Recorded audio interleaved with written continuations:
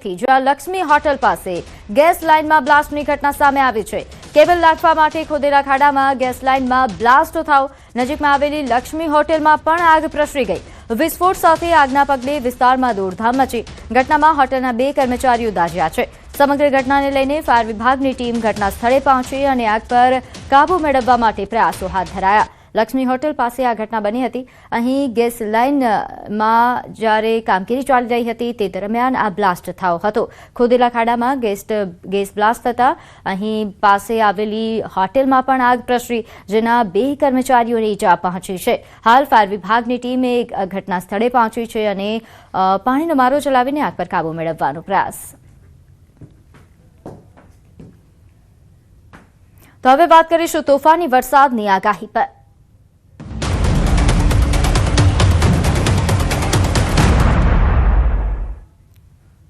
રાજ્યમાં આગામી 5 દિવસ ભારે વરસાદની આગાહી છે। સૌરાષ્ટ્ર કચ્છમાં પડી શકે છે ભારે વરસાદ। સાયક્લોનિક સર્ક્યુલેશનની રહેશે અસર। ભારે પવન સાથે વરસાદની આગાહી। 40 થી 50 કિલોમીટર પ્રતિ કલાકની ઝડપે પવન ફૂંકાશે। રાજ્યમાં રહેશે થંડર સ્ટ્રોમ એક્ટિવિટીની અસર।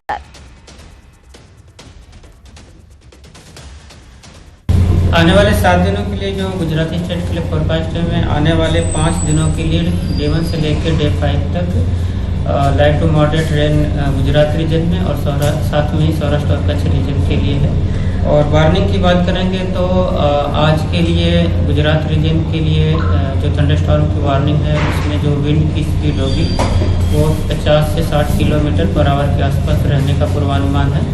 और सौराष्ट्र रीजन के लिए आज के लिए थंडरस्टॉर्म की वार्निंग है और जो विंड की स्पीड होगी वो 40 से 50 किलोमीटर पर आवर के आसपास रहने का पूर्वानुमान है। તો ચોમાસું કેરળથી હજુ પણ 70 કિલોમીટર દૂર છે। કેરળમાં હજુ ચોમાસાની એન્ટ્રી નથી થઈ। 2 થી 3 દિવસમાં કેરળમાં ચોમાસાની એન્ટ્રી થશે। હવામાન વિભાગે જાણકારી આપી। 2 દિવસથી સ્થિર થયું છે ચોમાસું। ચોમાસાને આગળ વધવા માટે સ્થિતિ અનુકૂળ છે। 2 થી 3 દિવસ ચોમાસાને ગતિ મળવાની સંભાવના છે। સામાન્ય રીતે કેરળમાં 1 જૂને ચોમાસાની એન્ટ્રી થતી હોય છે, પરંતુ આ વર્ષે હજુ ચોમાસું પહોંચ્યું નથી। આમ તો હવામાન વિભાગનું અનુમાન હતું કે ચોમાસું આ વર્ષે 1 સપ્તાહ પહેલું આવશે, એટલે કે 26 મે સુધીમાં આવશે। જો કે એ તારીખ પણ પસાર થઈ ગઈ છે।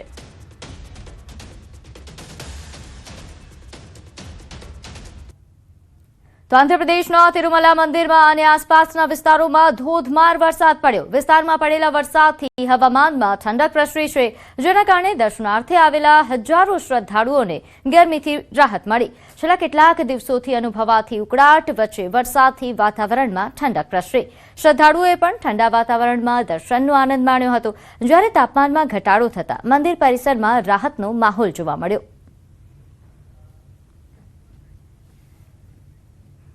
હવે આગળ વાત કરીએ દેવભૂમિ દ્વારકાના પ્રખ્યાત બ્લુ ફ્લેગ સર્ટિફિકેટ ધરાવતા શિવરાજપુર બીચ પર પ્રવાસીઓ અને સ્થાનિકો માટે મહત્વપૂર્ણ નિર્ણય લેવામાં આવ્યો છે। શિવરાજપુર બીચ પર નહાવા અને સ્વિમિંગ કરવા પર પ્રતિબંધ મૂકવામાં આવ્યો છે। જિલ્લા અધિક તેમજ જિલ્લા મેજિસ્ટ્રેટ દ્વારા જાહેરનામું બહાર પાડી લાઇટ હાઉસ સર્વે નંબર 58 થી લઈને શિવરાજપુર ખાડી 2ના છેડા સુધીના વિસ્તારમાં નહાવા અને સ્વિમિંગ કરવા પર પ્રતિબંધ મૂકવામાં આવ્યો છે।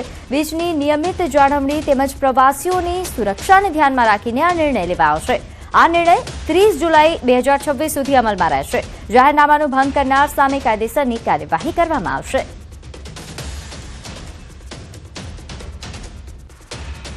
આગળ વાત કરીએ અમદાવાદની। અહીં ઘીકાંઠા વિસ્તારમાં વૃક્ષ ધરાશાયી થયું। વૃક્ષ પડવાની ઘટના સીસીટીવીમાં કેદ થઈ। વૃક્ષ ધરાશાયી થતા એકને ઈજા પહોંચી છે। આ ઉપરાંત નીચે રહેલી કારને પણ નુકસાન થયું।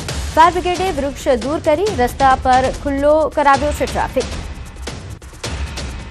તો આ સમગ્ર વૃક્ષ ધરાશાયી થવાની ઘટના સીસીટીવીમાં કેદ થઈ હતી, જેના દ્રશ્યો સામે આવ્યા છે, જેમાં જોઈ શકાય છે કે વૃક્ષ ધડામથી નીચે પડે છે, જેમાં એક વ્યક્તિને ઈજા પહોંચી છે। સાથે અહીં વૃક્ષ નીચે હાજર એક કારને મોટું નુકસાન પહોંચ્યું છે, જેના દ્રશ્યો પણ સામે આવ્યા છે।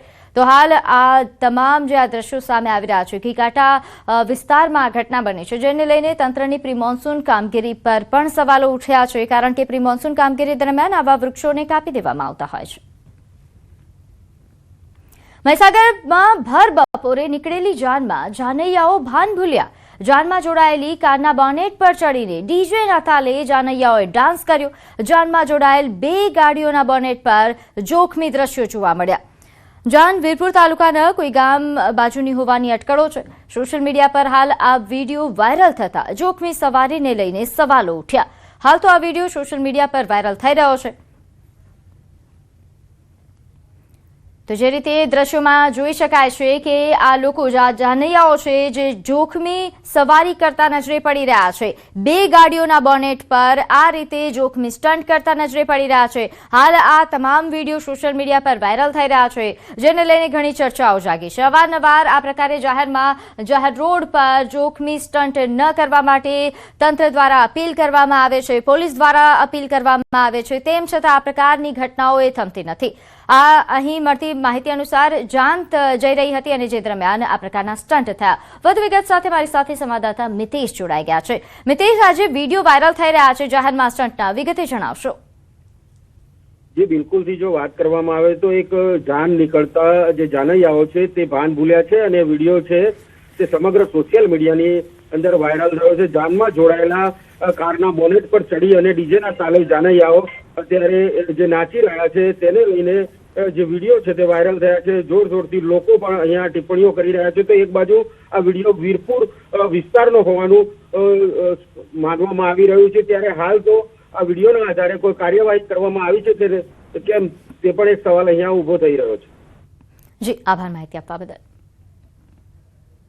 તો સુરતના પેપલોદ વિસ્તારમાં ખેડૂત પર હુમલો. બુકાનીધારી 3 શખ્સોએ હુમલો કર્યો. 60 વર્ષીય નરેશ કોન્ટ્રાક્ટર હુમલાનો ભોગ બન્યા. મોર્નિંગ વોક બાદ ઘરે પરત ફરતી વખતે આ ઘટના બની હતી. જમીન વિવાદને લઈને હુમલો થયા હોવાની આશંકા છે. ઇજાગ્રસ્તને સારવાર અર્થે ખસેડાયા. ઉમરા પોલીસે હાલ ગુનો નોંધી તપાસ શરૂ કરી છે. હુમલાખોરોને ઝડપી પાડવા માટે પોલીસની કાર્યવાહી તેજ બની. તો હાલ આ સમગ્ર ઘટનાના સીસીટીવી ફૂટેજ પણ સામે આવ્યા છે, જેમાં જોઈ શકાય છે કે મોર્નિંગ વોક પર નીકળેલા વ્યક્તિ પર જાહેરમાં આ રીતે હુમલો થાય છે. મળતી માહિતી અનુસાર બુકાનીધારી આ 3 શખ્સોએ જમીનની અદાવત પર હુમલો કર્યા હોવાની આશંકા વ્યક્ત થઈ રહી છે. જોકે પોલીસે આ સમગ્ર મામલે વધુ તપાસ હાથ ધરી છે.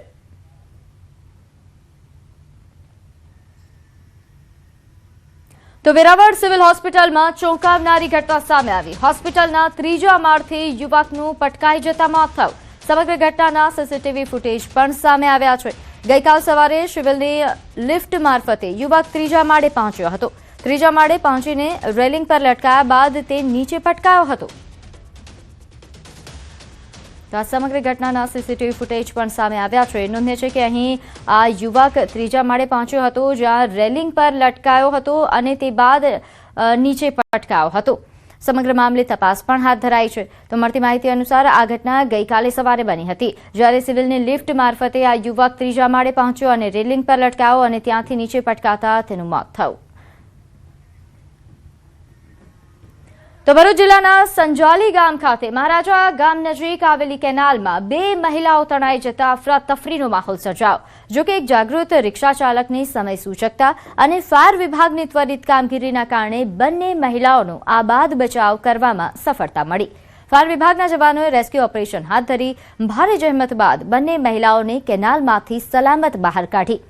મહિલાઓને પ્રાથમિક સારવાર માટે ખસેડવામાં આવી. સમયસર બચાવ કામગીરી હાથ ધરાતા બંને મહિલાઓનો જીવ બચી ગયો.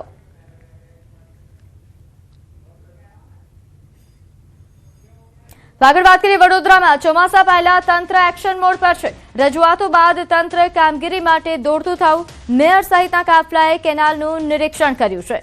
ભૂખી કાંસની સફાઈ માટે તજવીજ હાથ ધરાઈ. કાંસની સફાઈની કામગીરી સામે મેયરે અસંતોષ વ્યક્ત કર્યો.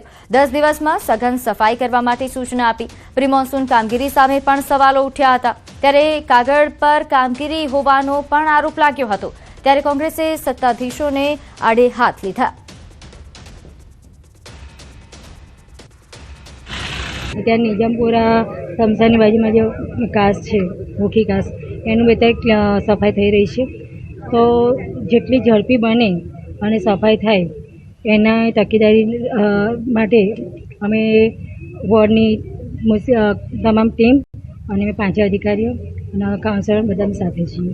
પેપર પર કામગીરી બતાવાય છે, પણ જે વાસ્તવિક પરિસ્થિતિ છે એ વાસ્તવિક પરિસ્થિતિ એ જ્યારે વરસાદ પડે છે ત્યારે છતી થાય છે કે વાસ્તવિક પરિસ્થિતિ શું છે. 220 કિલોમીટરનો વડોદરા શહેરનો વિસ્તાર છે.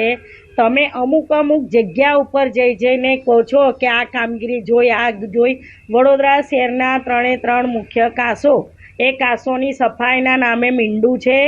એ સંદર્ભમાં આ કામગીરી ચાલે છે. ઓલમોસ્ટ 95% જેટલી કામગીરી પૂર્ણ થઈ ગઈ છે. જ્યાં મશીનથી કામ કરી શકાય એવું છે ત્યાં ઝડપી કામગીરી કરી શકાય છે. અહીં આપ જોઈ શકો છો કે જ્યાં મશીન ઉતારી શકાય તેવું નથી એવી શહેરની થોડી જગ્યાઓ છે ત્યાં આગળ આપણે મેન્યુઅલથી કરવી પડે છે. એટલે એ રીતે કામગીરી ચાલે છે અને આગામી મોન્સૂન પહેલાં આ કામગીરી પણ પૂર્ણ થઈ જશે. એ ભૂકી કાસ્ટની અંદર ભૂતકાળમાં પણ કોઈ છે પ્રી મોન્સૂન જે કામગીરી છે બિફોર કોઈ છે થઈ નથી, એડવાન્સમાં થઈ નથી. આ તો કેવું કે કોઈ પણ સામાજિક કાર્ય હોય કે રાજકીય નેતા હોય ઉજાગર કરે પછી તંત્ર જાગે છે. અત્યારે જે ભૂકી કાસ્ટ જે કે વોર્ડ નંબર 1માંથી આગળ તમે જો કે રામપુરા ગામ છે, રેસિડન્સ વિસ્તારમાં ત્યાં વહે છે અને જે પ્રમાણે આની અંદર જે ગંદકી પડી છે. બીજું તમને કહી દઉં કે સૌથી મોટું મુખ્ય કારણ એ છે કે આની અંદર ડ્રેનેજનું પાણી છોડવામાં આવી રહ્યું છે, જે તમે જોઈ શકો છો કે જે વહુ વિશ્વામિત્ર શુદ્ધ કરવાની જે વાતો કરી રહ્યા છે એ જ વિશ્વામિત્રીની અંદર ભૂકી કાસ્ટ દ્વારા ગટરનું પાણી પણ ત્યાં જઈ રહ્યું છે. તો 10 દિવસમાં સઘન સાફ સફાઈ કરવા માટે મેયરે સૂચના તો આપી દીધી છે, પરંતુ હવે આ સૂચના આપ્યા બાદ કામગીરી કેટલી ઝડપે થાય છે તે જોવું રહ્યું. આ તરફ વિપક્ષ જે રીતે સવાલો ઉઠાવી રહ્યો છે કે હંમેશા આ પ્રકારે સૂચનાઓ આપવામાં આવે છે પરંતુ કોઈ કામગીરી થતી નથી, માત્ર કામગીરી કાગળ પર જ રહેતી હોય છે, જેના કારણે પછી સ્થાનિકોએ હાલાકી ભોગવવાનો વારો આવે છે. તો દાહોદ જિલ્લાના ગોવિંદગુરુ લીંબડી તાલુકામાં દિલ્હી મુંબઈ કોરિડોર હાઈવેથી અસરગ્રસ્ત 14 ગામના આદિવાસી ખેડૂતોએ તંત્રને અલ્ટિમેટમ આપ્યું છે. 4 વર્ષ અગાઉ જમીન સંપાદન થયા બાદ પણ વીજળી, રસ્તા, પાણીના નિકાલ, અંડરપાસ, સ્મશાન ઘાટોના પુનઃનિર્માણ અને વળતર સહિતના અનેક પ્રશ્નોનો ઉકેલ ન આવતા ખેડૂતોમાં ભારે રોષ છે. ઝાલોદ પ્રાંત અધિકારીને 2 અલગ અલગ આવેદનપત્ર આપી ખેડૂતોએ 3 જૂન સુધી તમામ વિભાગોના અધિકારીઓ સાથે બેઠક બોલાવી સ્પષ્ટતા કરવાની માંગ કરી છે. બીજી તરફ પ્રસ્તાવિત એરપોર્ટ, નવી જીઆઈડીસી અને રેલવે લાઇનનો પણ સખત વિરોધ નોંધાવી ખેડૂતોએ હવે 1 ઇંચ જમીન પણ નહીં આપવાની ચેતવણી આપી. ખેડૂત આગેવાનોનું કહેવું છે કે જો 3 જૂન સુધી પ્રશ્નોના નિરાકરણ માટે અસરકારક પગલાં નહીં લેવાય તો 8 જૂનથી ઝાલોદ પ્રાંત કચેરી અથવા દાહોદ કલેક્ટર કચેરી ખાતે ઉગ્ર આંદોલન અને આમરણ ઉપવાસ શરૂ કરવામાં આવશે. ફરીથી દાહોદથી જે અમદાવાદથી દિલ્હી જે રેલવે લાઇન છે એને જોડતી મોટું જંકશન બનાવી રેલવે લાઇન ચાલુ કરવા એ બી પણ મંજૂર કરી દેવામાં આવી છે. માટે સરકાર કોઈના કોઈ ભોગે અમારા આદિવાસીનો ખાત્મો કરી નાખવાના બદ ઇરાદાથી આવું પગલું ભરી રહી છે. એટલે આજ રોજ અમે પ્રાંત અધિકારી શ્રી ઝાલોદને અલ્ટિમેટમ સાથે આવેદનપત્ર આપ્યું છે કે તારીખ 3/6/2026 રોજ એટલે કે આવતા બુધવાર સુધી જે જવાબદાર તમામ અધિકારીઓ છે એમની સાથે અમારી મિટિંગ ગોઠવવામાં આવે અને મિટિંગ અંતર્ગત જે અમારા પ્રશ્નો છે એનો નિકાલ કરવામાં નહીં આવશે તો 8/6/2026 રોજ કલેક્ટર કચેરી ખાતે તમામ ખેડૂતો પોતાના બાળકો અને પત્નીઓ સાથે આમરણ ઉપવાસ પર ઉતરશે. પ્રાંત કચેરીમાં પ્રાંત સાહેબને આવેદનપત્ર આપવા માટે આવે છે. શારદા ગામે, ટાડાકોલા ગામે જે એરપોર્ટ 4190 હેક્ટર જમીન આ લોકો સંપાદનની વાત કરતા હતા અને છેલ્લા 1 વર્ષની અંદર એ લોકોએ 252 હેક્ટર જમીન સર્વે કરી છે. તો બાકીની જમીન આ લોકો સરકાર ક્યાંથી લાવવાની છે? એટલે આવનાર સમયમાં આ લોકો આવનાર ખેડૂતોની અને આજુબાજુના ગામના લોકોને ઉલ્લુ બનાવી અને સરકાર પગપેચારો કરી આ જમીન પડાવવા માંગે છે, પણ એ જમીન અમે કોઈ દાડો પણ આપવાના નથી. એ કચલદરા ગામે જે સરકારે 32 સર્વે નંબરમાં જે જીઆઈડીસી માટે સર્વે કરવામાં આવ્યું છે એ સર્વેના અનુસંધાને અમે આ જમીનો કચલદરા ગામના વડીલો ભેગા થઈ અને એક ખાસ સાધારણ સભા બોલાવી એમાં પણ વિરોધ કર્યો છે. આજે અમે પ્રાંત સાહેબને એ બાબતે અમે વિરોધ દર્શાવતો એક આવેદનપત્ર તમામ કચલદરાના ગામના ખેડૂતોએ અમે આવેદનપત્ર આપ્યું છે. તો દાહોદના સંજેલીમાં ગેસ બોટલ વિતરણને લઈને લોકોને ભારે હાલાકી થઈ રહી છે. સમયસર ગેસ સિલિન્ડર ન મળતા અને વિતરણ વ્યવસ્થામાં અવ્યવસ્થા હોવાના આક્ષેપો થઈ રહ્યા છે, જેના કારણે સ્થાનિકોમાં રોષ વ્યાપ્યો છે. તો સંજેલીનગરમાં કેટલાક સ્થાનિક લોકો દ્વારા 17 દિવસથી ગેસ બોટલ નહીં મળતા હાલાકી ભોગવવી પડી રહ્યા હોવાના આક્ષેપ લગાવવામાં આવ્યા. ખાસ કરીને ગ્રામ્ય વિસ્તારોના ગ્રાહકોમાં 45 દિવસ બાદ બુકિંગ થતા હોવાના કારણે ભારે રોષ જોવા મળ્યો. લોકોની માંગ છે કે પહેલાની જેમ દર મહિને નિયમિત ગેસ બોટલ બુકિંગ અને વિતરણની સુવિધા શરૂ કરવામાં આવે, જેથી સામાન્ય પરિવારોને હાલાકીમાંથી રાહત મળી શકે. જે ભાઈઓને વગર ડીએસસી નંબર અને બુકિંગ બી નથી કરેલું હતું તેમ છતાં પણ એમને બોટલો આપવામાં આવે છે. ને બુકિંગ તો 20-25 દિવસ થઈ ગયા. ત્રીજા મહિનામાં બોટલ મળેલો મને સતત 3 દિન સુધી હજી સુધી બોટલો મળ્યા નહીં. 2 બુકિંગ છે મારા. 5 મહિના થઈ ગયા, બાટલાના કઈ ઠેકાણા નથી. 5-5 વખત 4-4 વખત રખડીને અમે થાકી જઈએ અને બાટલો લેવા આવે ત્યારે તઈ લાઈનમાં ઉભા રહો. લાઈનમાં ઉભા રહો ચોપડી લાવો કે પછી આવજો. તો બીજી તરફ ગેસ એજન્સી સંચાલકોનું કહેવું છે કે 4 દિવસ પહેલા જ ગ્રાહકોને ગેસ બોટલનું વિતરણ કરવામાં આવ્યું છે. ઘણા ગ્રાહકો સમયસર બુકિંગ કરતા નથી અને કેટલાક સીધી બોટલની માંગણી કરતા હોવાથી ગેરસમજ અને અછત જેવી સ્થિતિ સર્જાઈ રહી છે. હાલ ગ્રાહકોની સંખ્યા વધુ છે, જ્યારે ગેસ બોટલનો જથ્થો એ મર્યાદિત છે.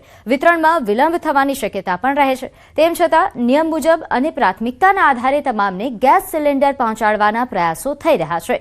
પહેલા પણ બુકિંગ વિના માંગણીને લઈને કર્મચારીઓ સાથે ઉગ્ર બોલાચાલી અને મારામારીની ઘટના સામે આવી હતી, જેના પગલે એજન્સીએ ગ્રાહકોને નિયમોનું પાલન કરી સહકાર આપવા અપીલ કરી છે.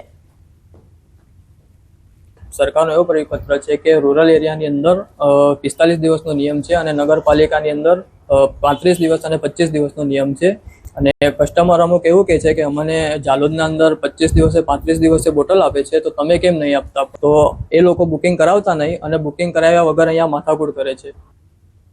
આગળ વાત કરીએ છોટાઉદેપુરના પાવી જેતપુર રંગલી ચોકડીને જોડતા ચુડેલ ગામ નજીક આવેલો બ્રિજ બિસ્માર હાલતમાં છે, જેના કારણે વાહન ચાલકો માટે આ બ્રિજ જોખમી રૂપ બન્યો છે. બ્રિજના જોઈન્ટ પર લગાવેલા લોખંડના પાટા ખુલ્લા પડી ગયા છે, સળિયા બહાર આવી ગયા છે અને મોટા ખાડા સર્જાતા વાહનોને પસાર થવામાં ભારે મુશ્કેલી પડી રહી છે. ખાસ કરીને રાત્રિના સમયે આ સ્થિતિ અકસ્માતનું કારણ બની શકે તેવી ભીતિ વાહન ચાલકોમાં જોવા મળી છે. આ માર્ગ પર દરરોજ હજારો વાહનોની અવરજવર રહે છે, ત્યારે બ્રિજની ખરાબ હાલત સ્થાનિકોમાં ચિંતાનો વિષય છે. બીજી તરફ પાવી જેતપુર નજીક ભારજ નદી પરનો તૂટેલો બ્રિજ છેલ્લા 3 વર્ષથી બંધ હોવાથી ડાયવર્ઝન મારફતે વાહન વ્યવહાર ચાલી રહ્યો છે, જે અગાઉ 3 વખત વરસાદમાં ધોવાઈ ચૂક્યો છે. ચોમાસા પહેલા આ ગામના આ બ્રિજનું તાત્કાલિક સમારકામ કરવામાં આવે તેવી લોકો તંત્ર પાસે માંગ કરી રહ્યા છે. કારણ કે જોખમી કહેવાય. હવે બહુ મોટા રેતીના ખટારા આવે અને ગાડીઓ બી આવે તો ધૂળ ઉડે, અને રાત્રે હોય તો રાત્રે તો જરા દેખાય જ ના. તો પછી અમારે આ તો એંગલો બી દેખાય, સરિયા બી દેખાય, અને આ સાઈડે છે, વચ્ચે છે અને પેલી સાઈડે બી છે ખાડેલા. તો એ સરખું થાય એવી અમારી માંગ છે. એટલું ભયજનક છે કે ક્યારે તૂટી જાય કઈ નક્કી નહીં કહેવાય. આ નારા પરના સળિયા દેખાય છે, એંગલો દેખાય છે, અને આ તૂટી જશે તો અહીંની જે અવર જવર ચલામણી વંદા આ બાજુના જે 20-25 ગામો છે એનો તૂટી જશે. દૂર દૂર તો આગળ મોટું વાહન નીકળે ત્યારે પાછળવાળી વ્યક્તિને કંઈ ખ્યાલ ના આવે કે આગળ શું છે શું નહીં, એટલે થોડું જોખમી વધારે છે. ત્યારે થોડી પરિસ્થિતિ વધારે ગંભીર બાબત રહેશે. મોટાભાગે બરોડા આ બાજુ છોટાઉદેપુરથી બરોડા સુધીના જવાના વાહનો તેમજ નસવાડી રાજપીપળા બાજુ જે મોટા વાહનોથી નાના વાહન તમારા જે જવાના છે એ ટોટલી ડાયવર્ઝન અહીંયા આપવાના છે આ રસ્તે. તો પ્રાંતિજ નગરપાલિકામાં ભાજપની એક તરફી સત્તા હોવા છતાં હવે ભાજપની સ્થિતિ વિવાદમાં આવી છે. પ્રાંતિજ નગરપાલિકામાં 15 કોર્પોરેટરોએ પ્રમુખ અને તેમના પતિથી નારાજ થઈને સામૂહિક રાજીનામા ધરી દીધા છે. સોશિયલ મીડિયામાં સામૂહિક રાજીનામાનો પત્ર પણ વાયરલ થયો છે. જિલ્લા સંગઠનમાં હાલ આ પત્રથી ખળભળાટ મચ્યો છે. જોકે નારાજ કોર્પોરેટરો, પ્રમુખ અને સંગઠનના આગેવાનોને ગાંધીનગરથી પ્રદેશ સંગઠનનું તેડું આવ્યું હતું અને તમામને સાંભળીને મામલો થાળે પાડવા પ્રયાસ હાથ ધરાયો હતો. પાલિકામાં સંપૂર્ણ બહુમતી છે. 24માંથી 19 બેઠકો ભાજપની છે, જેમાંથી 15 સભ્યોએ આક્ષેપો સાથે નારાજગી જાહેર કરી છે. આવી સ્થિતિમાં ભાજપ માટે સત્તા ટકાવી રાખવી એ મુશ્કેલ બનશે.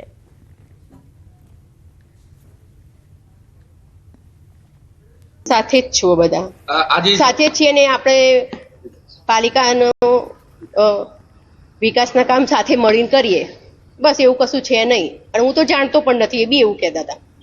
બરોબર, આ લોકો સાથે સંકલન કરવાની કોઈ વાત થઈ તમારી? પણ અમે સંકલન કરીને જ કામ કરીએ છીએ. અમે પોતાના મનથી કોઈ કામ કરતા જ નથી. નહીં, આ જે નારાજગી છે સભ્યોએ વ્યક્ત કરી છે, એમની સાથે કોઈ ચર્ચા આપની થઈ? નહીં, એમને એવી કોઈ ચર્ચા થઈ નથી, પણ અમે સાથે મળીને કામ કરીએ જ છીએ, એટલે કોઈ નારાજગી જેવું છે નહીં. આથી સમગ્ર ગુજરાતમાં જનગણના 2026ના પ્રથમ તબક્કાની શરૂઆત થઈ રહી છે. આગામી 30 જૂન સુધી ઘર યાદી અને મકાન ગણતરીની કામગીરી હાથ ધરવામાં આવશે.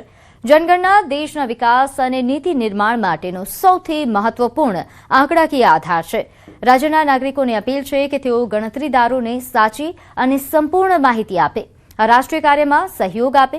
જનગણના દરમિયાન આપવામાં આવતી તમામ માહિતી કાયદા મુજબ સંપૂર્ણપણે ગુપ્ત રાખવામાં આવશે.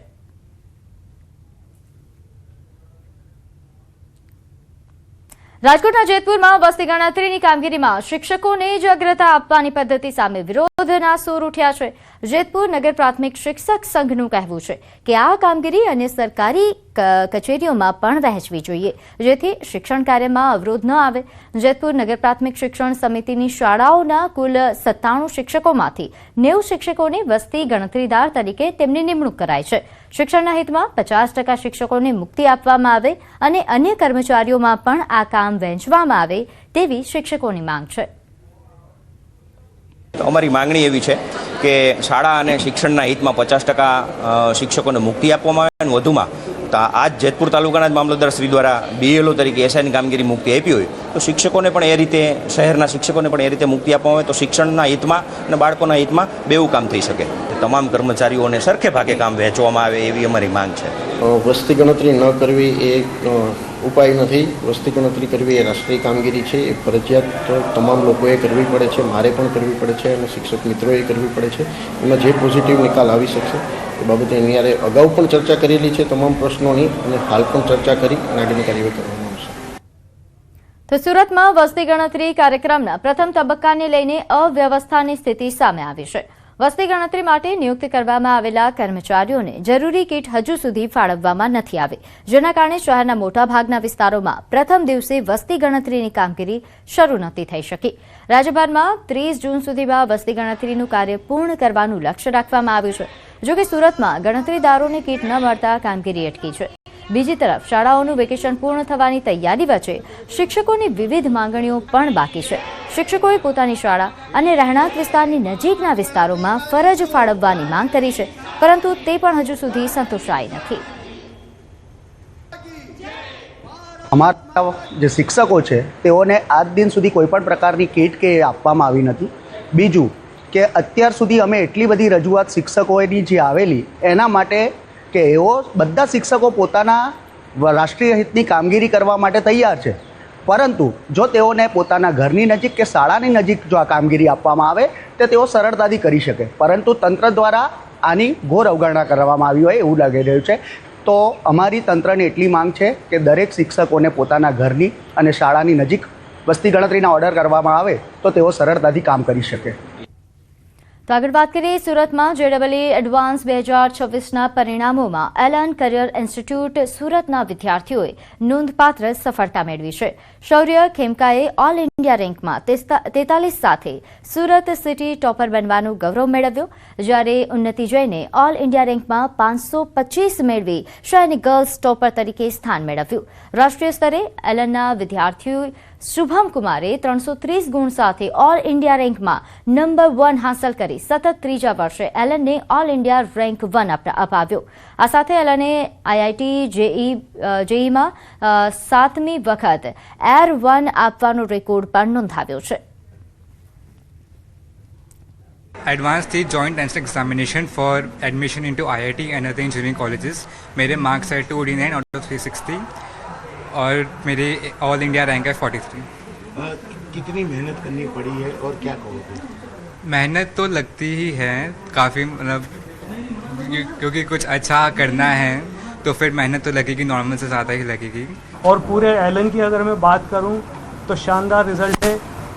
एलन का स्टूडेंट AIR 1 2 3 एलन से ही है हमारे, और टॉप 10 में 6 रैंक एलन के स्टूडेंट्स ने बनाई है. गुजरात में कौन सी है? गुजरात में शौर्य खेमका की रैंक 2nd है, एज अ स्टेट रैंक उसकी 2nd है. અમદાવાદમાં AMC સ્ટેન્ડિંગ કમિટીના ચેરમેન કમલેશ પટેલે અનોખી અને પ્રેરણાદાયી પહેલ હાથ ધરી છે. તેમણે કાર્યકર્તાઓ અને શુભેચ્છકોને અપીલ કરી છે કે શુભેચ્છા આપવા માટે ફૂલોના બુકે કે અન્ય ભેટ સોગાદ લાવવાના બદલે પુસ્તકો ભેટ સ્વરૂપે લાવે. ઓફિસ બહાર પણ ભેટ અસ્વીકારનો પોસ્ટર લગાવી આ સંદેશને વધુ મજબૂત બનાવવાનો સંદેશ આપ્યો છે. ત્યારે કમલેશ પટેલે જણાવ્યું કે ભેટમાં મળનારા પુસ્તકો એ ગરીબ અને જરૂરિયાતમંદ બાળકોને આપવામાં આવશે. સ્કૂલ બોર્ડના વિદ્યાર્થીઓને આ પુસ્તકો ભેટ રૂપે અપાશે. ઉલ્લેખનીય છે કે અગાઉ અમદાવાદના મેયર હિતેશ બારોટે પણ ભેટ સોગાદ અસ્વીકાર કરવાની જાહેરાત કરી હતી. હવે સ્ટેન્ડિંગ કમિટી ચેરમેન સહિત અન્ય પદાધિકારીઓ પણ આ દિશામાં આગળ વધી રહ્યા છે. વિસ્તારમાંથી આવું છું ને મારા વિસ્તારની આજુબાજુમાં ઘણા એવા બાળકો હોય છે કે જેમને નોટબુક ચોપડીઓની જરૂર હોય છે. એટલે એ લોકોને નોટબુક અને ચોપડીઓ સરળતાથી મળી રહે તે માટે મારો આગ્રહ હોય છે કે મને મળવા આવે ત્યારે બુકે નહીં પણ બુક લઈને આવે. મેં એ માટેની સૂચના પણ નીચે આપેલી છે અને આપણા માધ્યમથી હું મારા શુભેચ્છકો અને મિત્ર વર્તુળોને જણાવવા પણ માગું છું કે જ્યારે પણ મળવા માટે આવો ત્યારે આપ બુકે અથવા અન્ય કોઈ ભેટ સોગાદ ના લાવતા બુક અને ચોપડાઓ લઈને આવો. આગળ વાત કરીએ ગીર સોમનાથમાં ઉનાના ચીખલી ગામે યુવકની કરપીણ હત્યા. 3 શખ્સોએ હુમલો કરીને યુવકને મોતને ઘાટ ઉતાર્યો. તીક્ષ્ણ હત્યાના ઘા મારી યુવકને ગંભીર ઇજાઓ પહોંચાડી હતી. ઇજાગ્રસ્ત યુવકે ઘટના સ્થળે જ દમ તોડ્યો. ચીખલી ગામના સ્ટેશન પર જ યુવક પર હુમલો થયો હતો. પોલીસે એક આરોપીને ઝડપી પાડ્યો છે જ્યારે અન્ય ફરાર છે.